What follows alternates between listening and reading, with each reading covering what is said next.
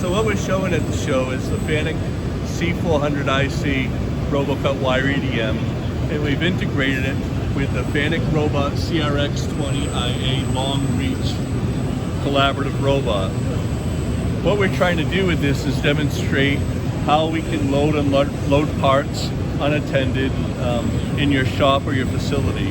The CRX is very easy to program. It's drag and drop icons.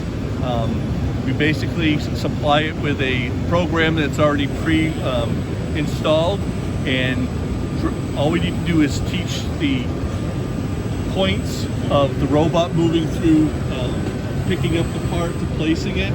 We record those with the icon, we drag and drop them into place, and integrate with Ethernet, integrate with power and air for confirming that we're clamping the device.